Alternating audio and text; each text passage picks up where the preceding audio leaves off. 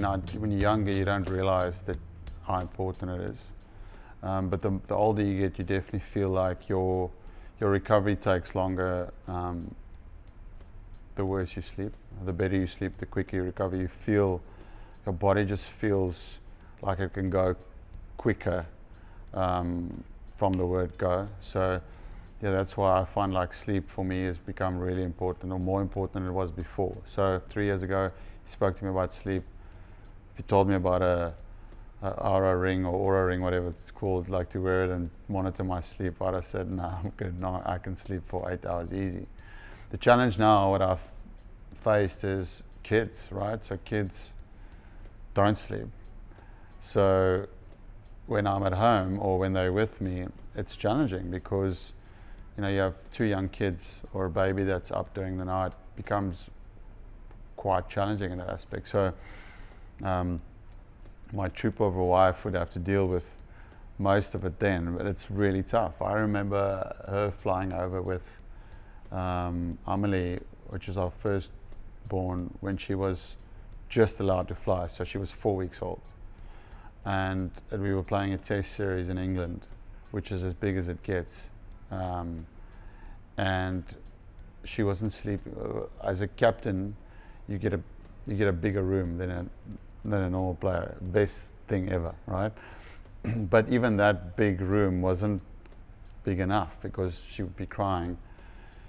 And I was like, I don't know, how am I going to do this? You know, I have to go and face guys are bowling 150 Ks in 2 days' time. So I was like, well, we're going to have to get another room, because for the first 2 nights, she would literally take our daughter and go sit with her in the bathroom to try and stop the noise from going to the room. But she had like tummy problems, so then she would sit with her in the bath like 3 in the morning, just giving her a warm bath so she would stop crying.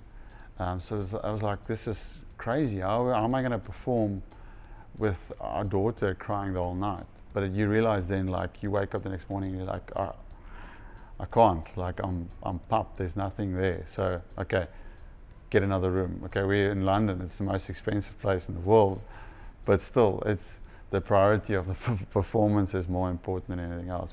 The sleep thing, when you go to different places in the world, you go, okay, time zones. The best way for me to make sure my time clock gets in the right time zone, if I go to New Zealand and it's 8 to 9 hours difference, okay, I can't sleep much in the day as much as I feel like I'm going to collapse because I'm so tired. I cannot sleep in the day because it's going to affect how quickly I catch up to the time zone that I'm in. So, you know, the first 2 nights you'd use like some half sleeping tablet or melatonin to try and get you there quicker. But then it's the habit of making sure that you go to bed at that certain times, you don't sleep in the day. When you go to the IPL now, you finish matches at 1 o'clock in the morning. So when my family is with me, they go to bed at 7 or 8.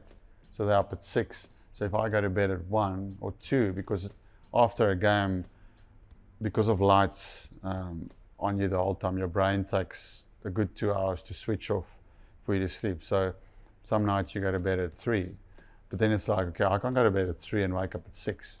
That's not going to work. I won't be able to perform. I'll be a mummy.